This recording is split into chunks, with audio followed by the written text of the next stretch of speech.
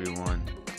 Welcome back. Episode 11, 1 of I'll Talk If You'll Listen, aka Idol. Appreciate you guys tuning in as always. And before I get into the nitty gritty, I just want to say thank you all.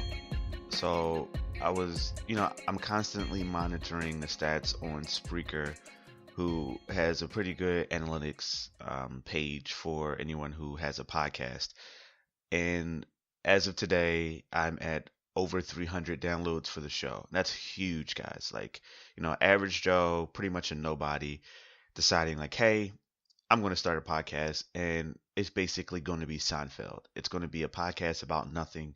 I'm going to talk about whatever comes to my mind, and I guess I'll just talk if you all listen. And you all have been listening and apparently downloading like crazy.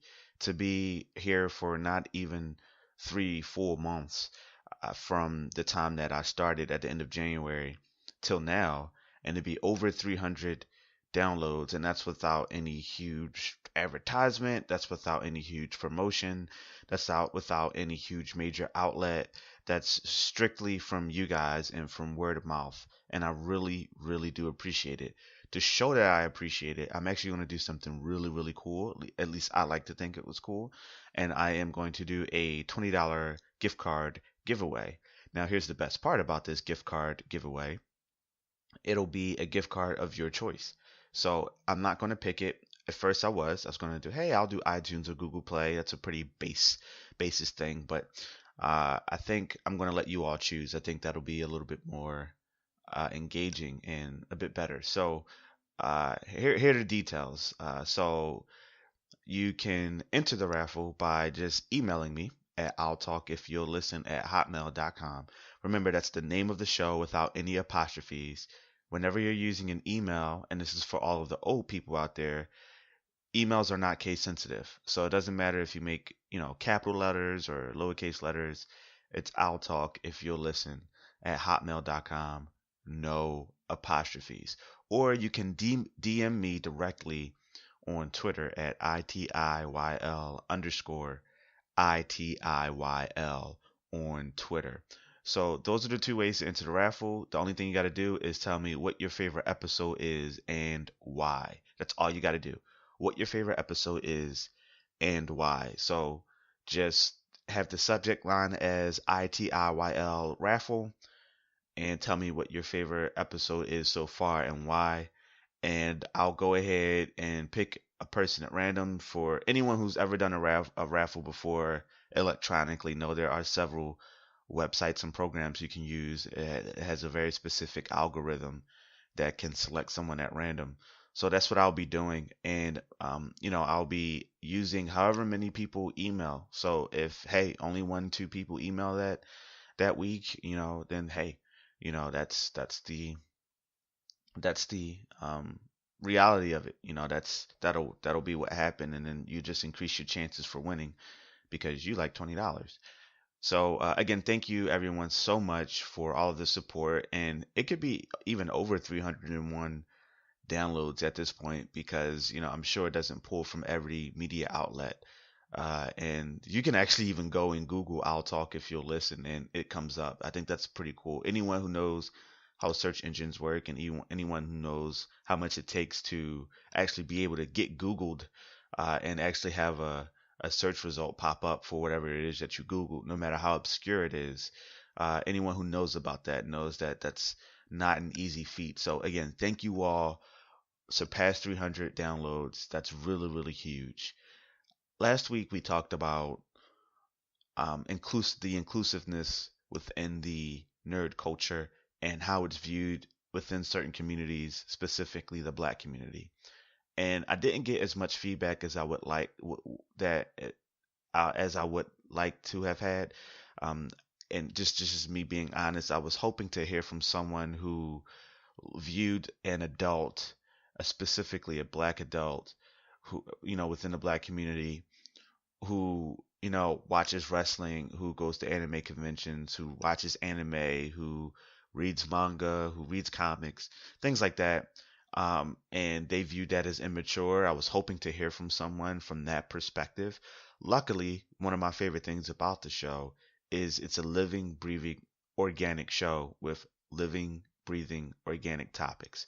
So you all can chime in and tune in on any episode, doesn't matter. You can tune in on episode, if we make it that far, episode 100, and say, hey, I was listening to episode 23 and I noticed that you said this. I would love to dive in it. Almost everything that we talk about is something that can be revisited. And I really look forward to revisiting topics because it really gives me a different perspective and it may help give you all perspective. But just to give a little bit more of a recap of last week, I mentioned how being a nerd is viewed specifically within the black community and how it's not really socially acceptable to be a nerd, even as a kid. Growing up as a kid, the popular thing to do, we had Yu-Gi-Oh trading card games, you had Pokemon trading card games, and if you were really into it, you even played Magic the Gathering. But Magic the Gathering was a little bit more mature, as a bit for like an older audience. It had a lot of lore surrounding it, but there wasn't like a Magic the Gathering that I know of anyway. There wasn't really a Magic the Gathering cartoon coming on TV or anime or books or anything like that that was easily accessible for kids. To where it's Pokemon and Yu-Gi-Oh were all over TV. They came on, Kids WB in the morning, later on Cartoon Network, and you could watch it and see it. So the biggest thing for us, like the hugest like nerdy thing that you can do back in the day is you could bring comic books to school. You could bring your handheld to school, like your Game Boy Color or, whatever case may be, and you play Pokemon and try to trade and battle with other people who had the game. Or you would bring your trading card games in, your Yu-Gi-Oh and your Pokemon trading card games.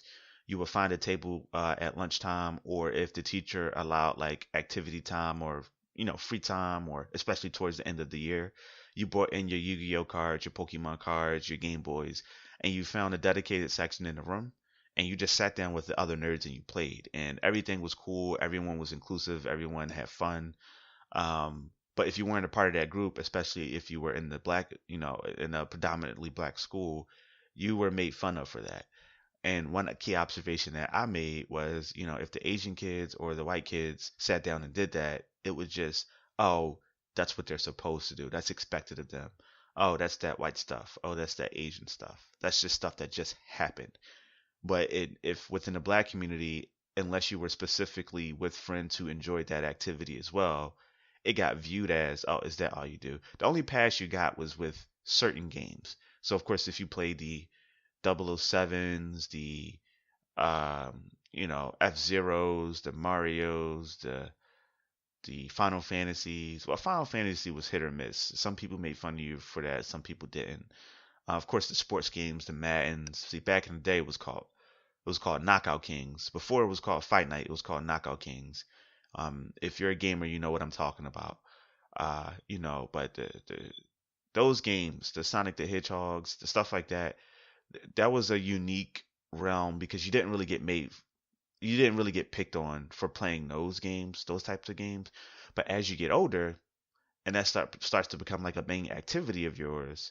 Like for example, if you're my age or if you're an adult, if you're older than I am, and you play games for fun, you it gets viewed as immature. With the one small exception is sports games. Sports games kind of live in their own little world where someone can play a sport game and it's like socially acceptable. If you're playing a boxing game, if you're playing a MMA game, if you're playing football, baseball, golf, basketball, you're playing these games, it's a little bit more socially acceptable. But generally speaking, if you're an adult and you're into like the nerd culture, if you're not within the nerd culture from outside looking in, it looks like this negative, immature thing. And I pose the question of where does that come from? Where does that come from? Who made that rule? Who made that why is it perceived that way? And I also spoke about how nerd culture is very inclusive. And the only negative thing, well, the two negative things that I've experienced, maybe some of the other nerds out there can add more insight, but the only two negative things that I've experienced as a nerd is you have the elitist nerds, the nerds who know more than you do. They know more about that anime than you do. They know more about that game than you do. You may know all the cheat codes to the game and know the game in and out, but they know the designers, the music composer, what they did both before and after the game. and they kind of like look down on you a little bit because they know more than you do, or they treat you. It's almost like a sports fan, where a sports fan watches a team when they're struggling and when they're not struggling, or they go to the games or whatever, they got tattoos or whatever, and they come across a casual fan who maybe only watches during playoff season. Um, and they look at them like, oh, you're not a real fan. It's kind of like the same thing, almost. Not maybe not as extreme as sports, but it's kind of like the same thing within the nerd culture. If it's like, oh, you're not a real gamer because you only play Madden. Oh, you're not a real nerd, or you're not a real otaku because you only watch these animes, or you only know this much. So sometimes you do come across people like that. The difference is they aren't really upfront like, oh, you're not a real fan. They're more just like you can kind of see it in their body language and their tone of voice.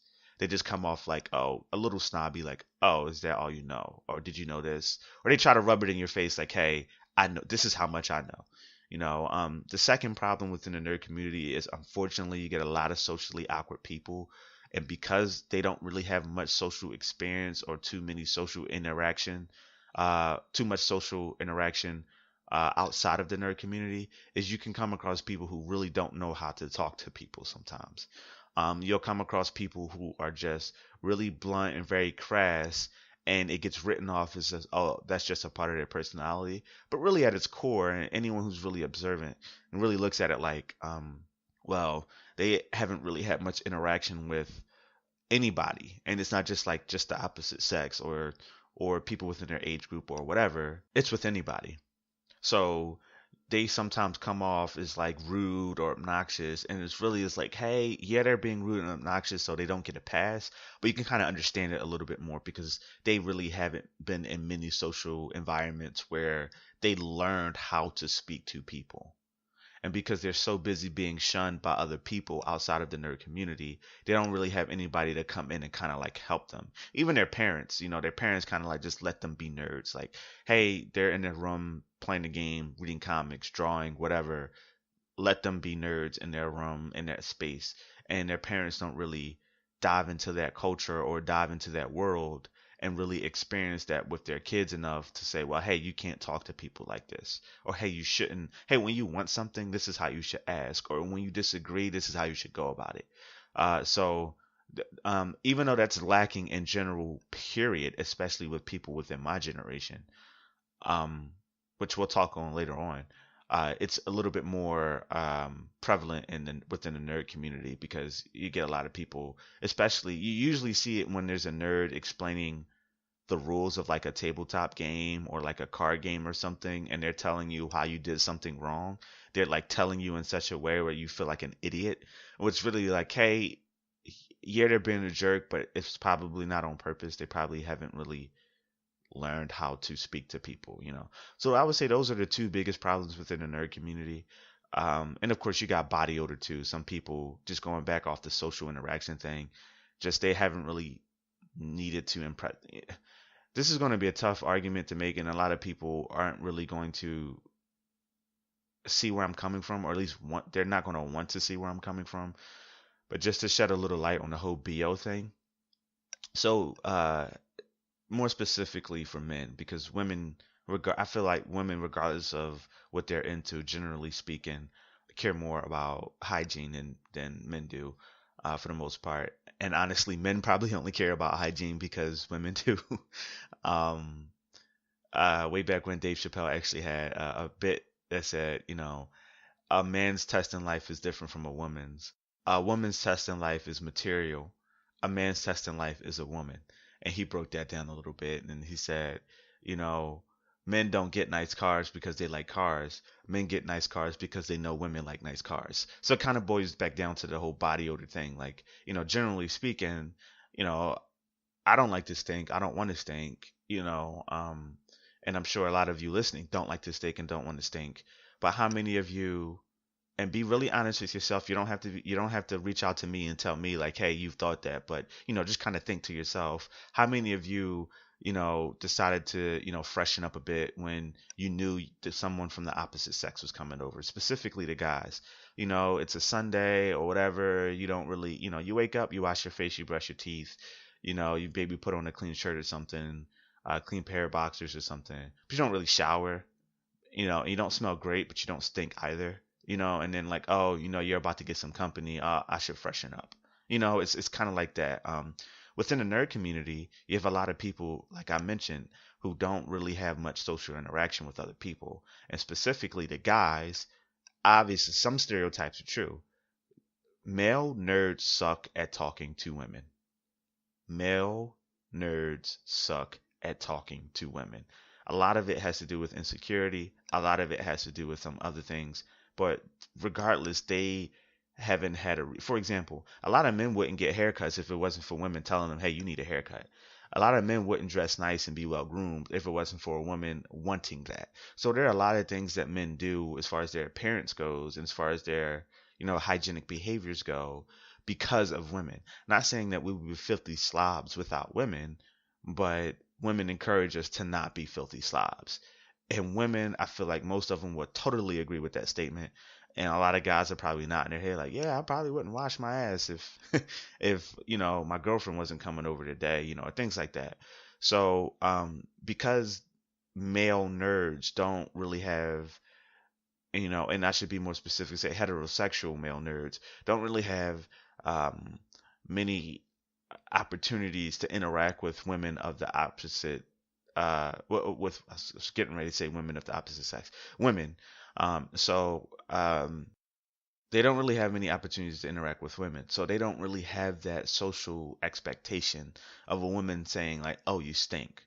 Over women saying, oh, you need a haircut, or a woman saying, oh, you need to shave, a woman saying, oh, you need new clothes, or hey, did you iron today? Those are things that like women say. Like I remember way, way back when I was like 17 years old, I was going to work, and my assistant manager, who was a woman at the time, said, oh, did you get in a fight with the iron and lose?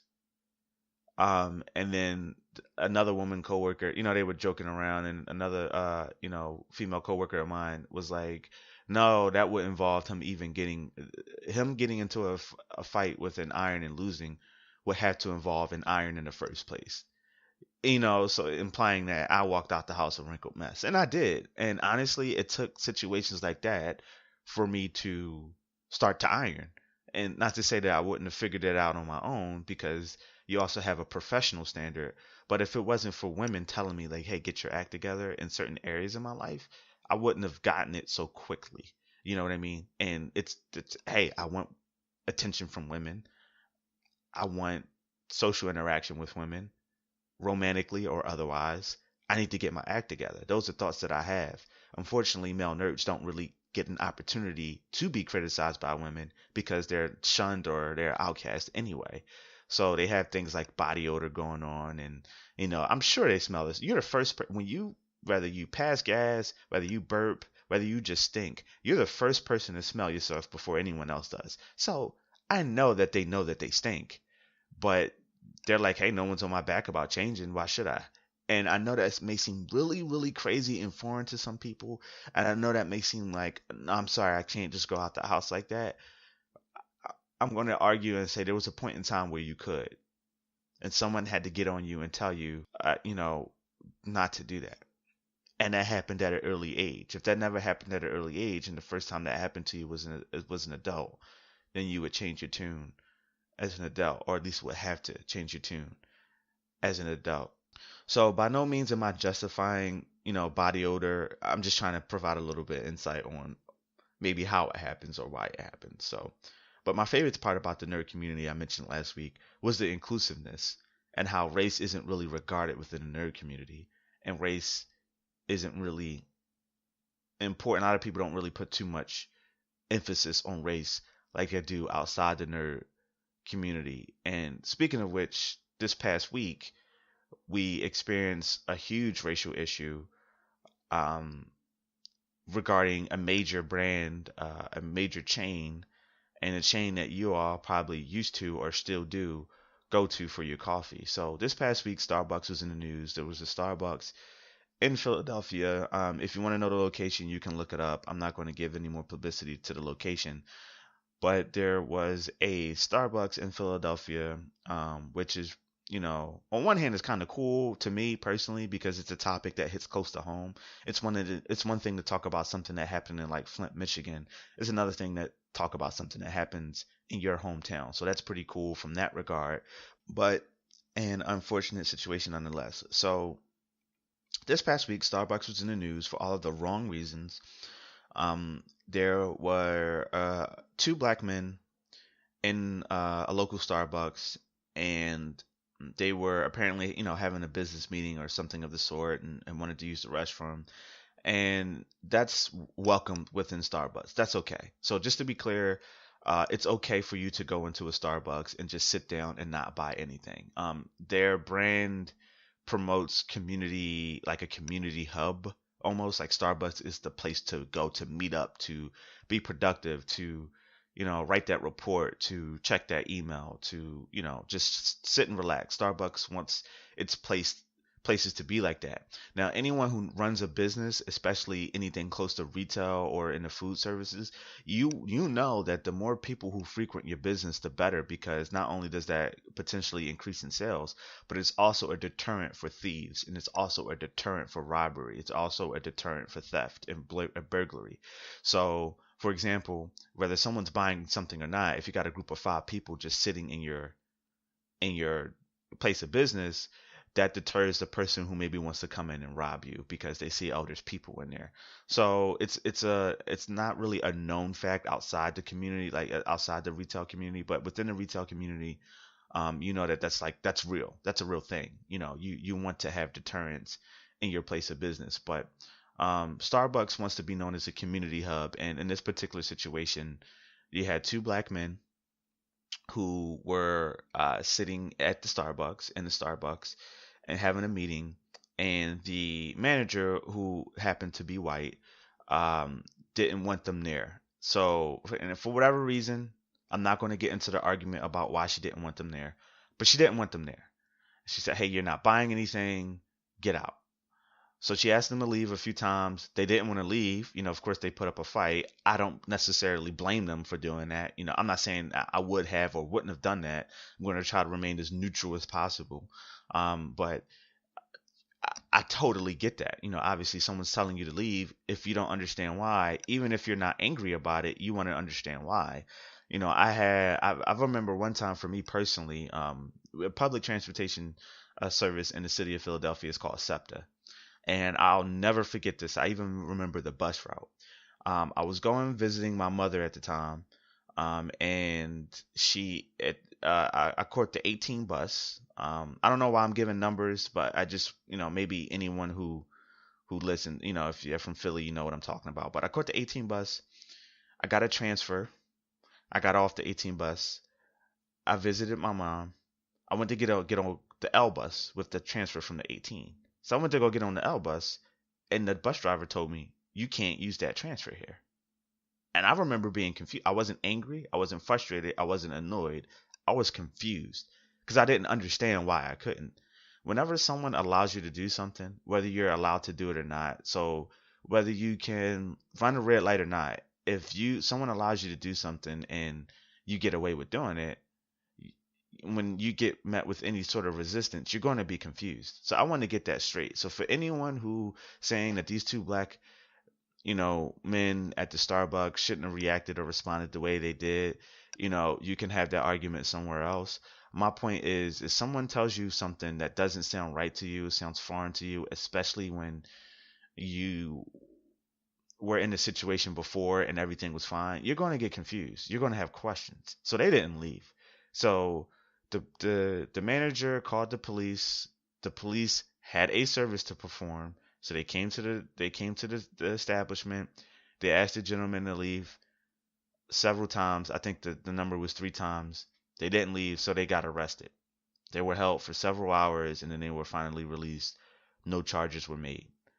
So that's the situation. That's what happened. Now, in today's society, where we are at with race relations and where we are at with how race is viewed in this country, we're in a very sticky spot. And let me warn you, let me give you a disclaimer. I am not the average thinker. I am going to say stuff. I am going to have an opinion that you may not necessarily agree with. However, like a respectable, sensible human being should, I will not shun you. I will not make you feel like a disgrace. I will not make you feel horrible if you don't agree with my opinion. I will not make you feel stupid if you don't agree with my opinion. However, I am entitled to my opinion, and I feel like a lot of people feel this way, but they feel like if they say it, they'll be shunned. They'll feel like they'll be, castrated or, crucified for having this opinion. So I want to go out here and say this, and I want to try to, within the next 30 minutes or so, or 20 minutes or so, try my very best to articulate where I'm coming from. We're at a point now within this country, and even across the world, but specifically within this country, especially in a city like Philly, where if anything happens with a white person involving a black person, it's going to be blown up. And the first flag that's going to be waved is racism.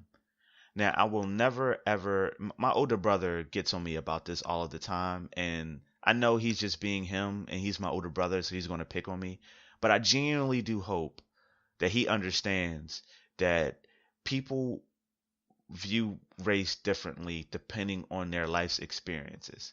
So older people, 40 and older, 40 and older, 50 and older, 60 and older, are going to have a different view on race than someone 30 and under, 35 and under, 20 and under. They're going to have a different view because they're going to have different experiences. I didn't grow up with segregation. I didn't grow up with colored water fountains or colored restrooms. I didn't experience that. I could go wherever I wanted, whenever I wanted, however I wanted.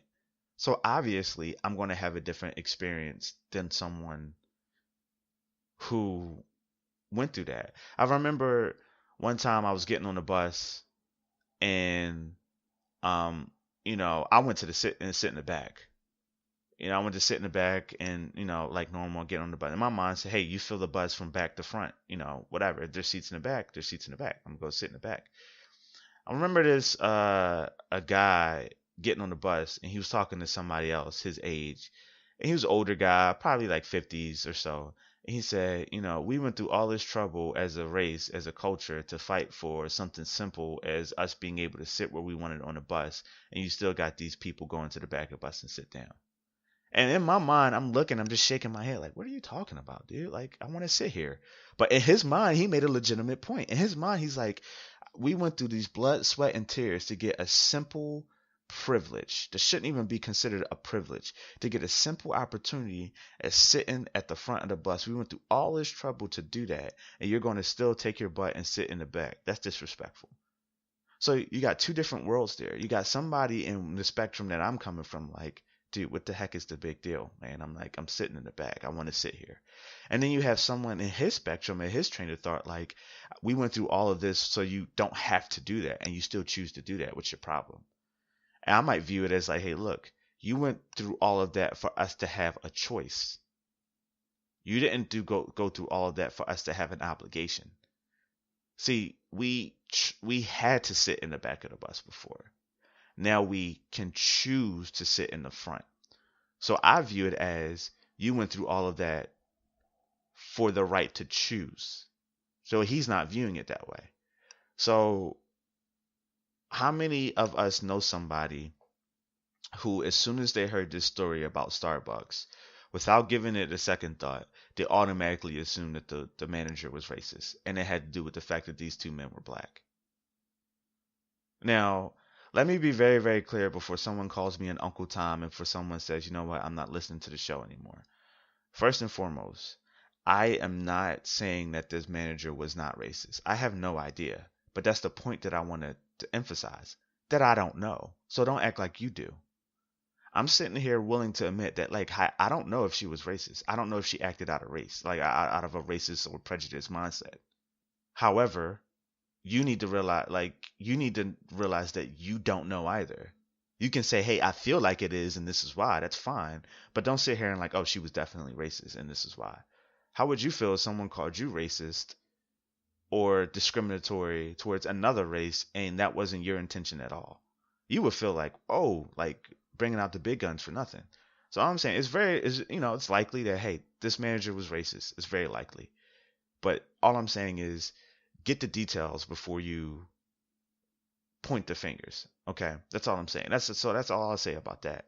Secondly, kudos to Starbucks for coming out with this. I think they're calling it racial unconscious bias training or something to that effect. They announced that on the 29th of this month, 29th of April, that they're going to close every Starbucks for a few hours for racial bias training or racial unconscious bias training. I feel like the word unconscious was in there. And the reason I want to key in on that word specifically is I think that's really, really important. I think a lot of us are uh, racially influenced or prejudice when it comes to certain things, but on an unconscious level we don't even realize it. The example I'll use is this, and I'll never forget this story. So when you catch the same bus, for those of us who have to catch the bus or the train, when you catch the same bus or train every day to and from work or school, you get to know the local bus driver or train conductor, engineer, or whatever. So there was a bus that I call home every day after work, and I got on the bus, and this guy, he's an older guy, very, very, very wise guy, would give me all type of insight, even on religion and just life and the whole nine. And I forget exactly how we got on the topic of conversation, but he was like, black people are white supremacists and they don't even realize it. And I'm like, whenever you hear something like that, you like, whoa, that's deep. That's you bringing out the big guns on me, player. You gotta dive into that one. You gotta explain that one to me. And he said, whenever we see a black person achieve some sort of level of success in certain key areas, we associate it with a white behavior or being white. For example, if you got good credit, because we automatically assume white people have good credit, right? And if you haven't, say there are plenty of black people with great credit. I know one of them has really good credit. But how many of us assume that black people, generally speaking, have average or below average credit or poor credit, and white people just generally are sitting pretty? They're at least at average credit. A lot of black people just assume that, right? So that's one. Two, if you come across a black person with good credit, you look at that as an anomaly. It's way more common than you think. There are a ton of black people, especially older black people, who have really good credit, really good credit. Now, it's just maybe the neighborhood that you grew up in, that was the perception because of what they could choose to afford or whatever the case may be. But there are a lot of black people with really good credit, but you don't get to see that. But believe it or not, black people, unless they have good credit themselves, black people will just assume that white people's credit is better. So if they come across another black person who has good credit, they just associate that with being white. Like, oh, you're like them white folk, you got good credit. Um, I know a lot of listeners that I know can relate to what I'm about to say. How many of you grew up speaking really, really well, speaking really, really properly, and you were told, oh, you speak white, you're talking white? Subconsciously, people don't even realize you're saying that white people speak well, white people speak properly, white people speak quote unquote the right way. So if you come across a black person who's speaking that way, they're not being black because they're speaking the right way. So by you, I'm doing air quotes. I know you can't see, but feel in your heart that I'm doing air quotes when I say the right way. But how many of us got ridiculed or criticized for not being black enough or being white or being too white because we spoke well? So they attributed something being done correctly, something being done the right way, associated with white people. And the story that he gave me, the bus driver, going back to the bus driver, the story that he gave me was one time, black guy got on the bus, didn't have enough for the fare.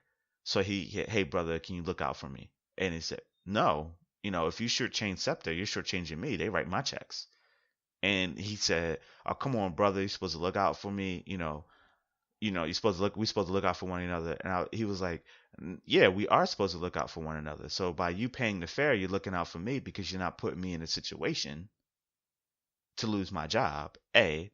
And B, if I was a white bus driver, you wouldn't have asked me that because you would expect the white bus driver to go by the rules. You're expecting me as a black man to break the rules for your benefit. But as a white man, you wouldn't expect that from me. Why? Because you would expect the white person to follow the rules. You expect the black person to not follow the rules. And I think a lot of us subconsciously fall into that field where subconsciously we see somebody from our race, whether we're Asian, we're Mexican, we're black, if we're a minority, we see someone who falls into the same race as us and we go, I can trust them. They're more likely to look out for me because they're like me. I can't trust the other race.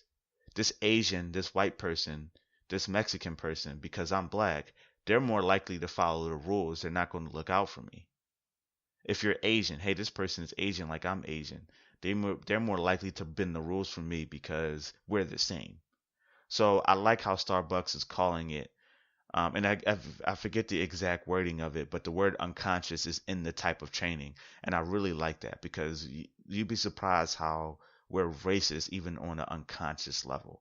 So really do like it like that. Kudos to Starbucks. Now, shame on the manager for not knowing her policy. Shame on the staff for not saying anything, for stepping up. I give no shame to the police officers because they're doing their job. Here's an example. If someone was late, regardless of the reason why they were late, they're still late. So maybe some exceptions can be made, like, oh, hey, you were late because you were coming from the hospital with your mother. Okay, just don't be late again. But I can't not put that on your record. I can excuse it, but it still goes down as a lateness. An excused lateness is still a lateness. So you take a look at a police officer where most situations are white and black. If someone calls you, if someone calls you, you're a police officer, someone calls 911 and says, "Hey, there's someone here that I do not want to be here," and you have a legal right to say that. So let's get this clear. Let's be clear. It's a part of store policy. So she broke store policy. But however, technically that is private property. So if she wants somebody to leave, just like if you wanted someone to leave from your porch, the police have an obligation to hear that request, right or wrong. Here's an example. Let's say you're with your girlfriend or boyfriend. They're in your house. Y'all can get into a crazy argument. Their name isn't on the lease. That is not their place. That is your place. At any point in time, if you want them to leave, you have the right to tell them to leave. Legally, you have the right to tell them to leave. If you say, hey, get out of my house, get out of my business, I don't want you here anymore. Whether your reasoning behind that is right or wrong. And this is the point this is the point that irritates me because a lot of people in my age group, specifically the black people, don't want to see, they choose not to see this detail. This is what gets on my nerves. This is what really bothers me to my core. Whether the manager was right or wrong, in this case, she was wrong. I will say that the manager was wrong. Just so there's no confusion in where I stand on the side of the argument. I'm going to try to remain neutral in some points of it, but I will say yes, the manager was wrong for kicking the two people out. Yes, she was. But right or wrong, if you don't want someone on private property, and that includes your business or your home, you can ask them to leave. You can tell them to leave. You can demand for them to leave. And if they don't leave, you have the right to call the police. Now, the police can't roll up and say, oh, miss, what was the argument about? Oh, he didn't do the dishes. Oh, well, man, that's a stupid reason he can stay and leave. No, they have a legal, civic obligation to remove that person from your home because you do not want them there. That is your home. It is your name on the lease. If you want them to leave, the police have an obligation to ask them to leave. So the police, for all of those trying to put the police at fault, and for all of those trying to say the police were racist too, get your details straight. You just want to be the victim. You just want to point the finger. You want something to be racist so bad that you're overlooking logic and important details. The police officer asked the gentleman to leave several times. They said no, so they got arrested. The police did their job. They performed their service. They were called to remove someone. They did that. That was their job. So For all of you guys blaming the police, feel free to change my mind on, or maybe it's some detail that I'm overlooking that I don't know about. Maybe if you practice law, or maybe if you're a police officer, hey, tune in, let me know. Like, hey, Tim, no, technically you're wrong. The police officers could have done this instead. So, let me know. Like, please, hey, no, the police officers could have just escorted them out of the building. Well, yeah. Well, what if they didn't want to leave? Then now the police officer can't escort you if you don't want to leave. They have to arrest you now.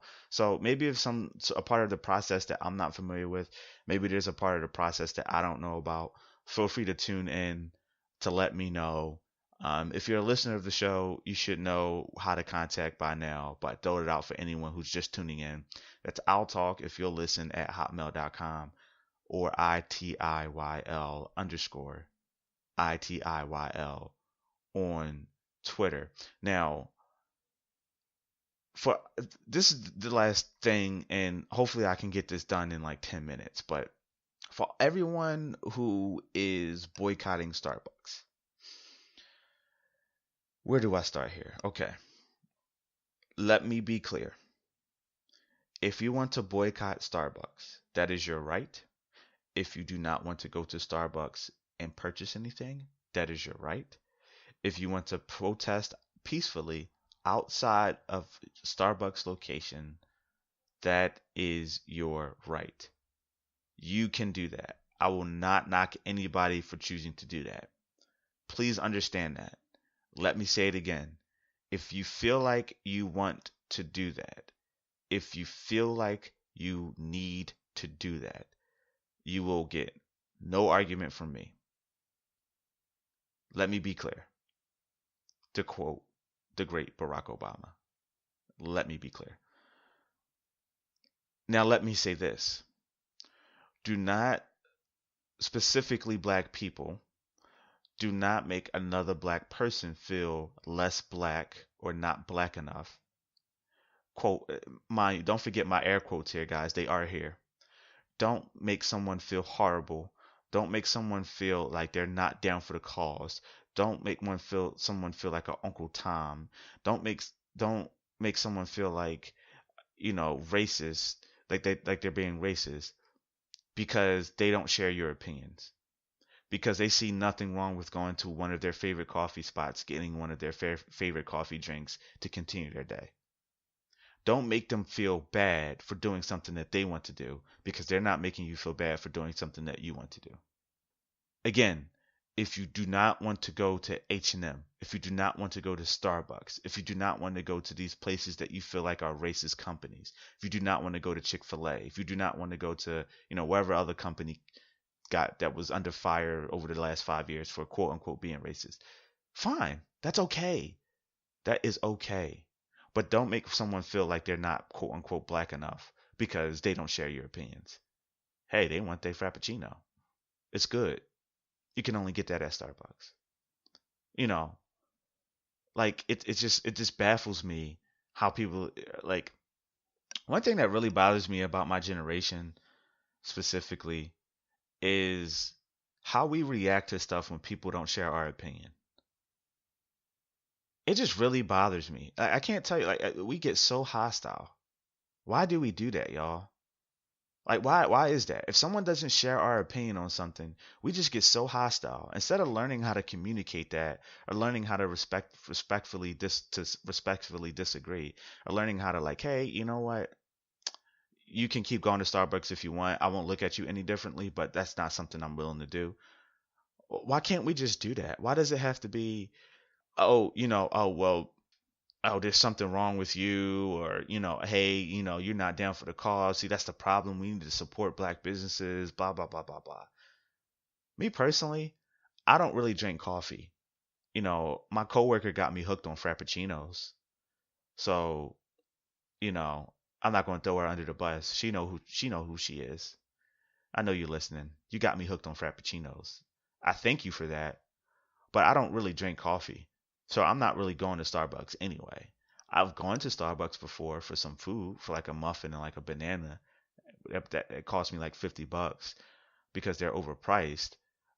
That's my only qualm with Starbucks, is that they're overpriced. But I mean, like, I don't go there because I don't really drink coffee. But even if I did, in my mind, like, hey, look, that was the argument is like, hey, it's the brand doesn't it's not the company's problem. It's not a company problem. It's an employee problem. That employee needs to to be addressed. And some people are like, no, it is a company problem because that person is a representation of um the company. That employee represents the company. That employee is an agent of the company. So regardless of how things are viewed, when you're in that uniform, you're representing a company. Here's where I'll agree at. Yes, it is a company problem to handle because it's a company employee. However, it's not a company problem in the sense of all of our locations are like this. I can't tell you how many people I've seen on social media come and step up to the plate and say, "Hey, it really sucks what happened at that Starbucks, and I'm sure this is something that happens across the country. But what I will say is, I worked at Starbucks, or I currently work at Starbucks, and I've never experienced this or witnessed this a day in my life." So that just goes to show you like how people choose to key in on certain negative things.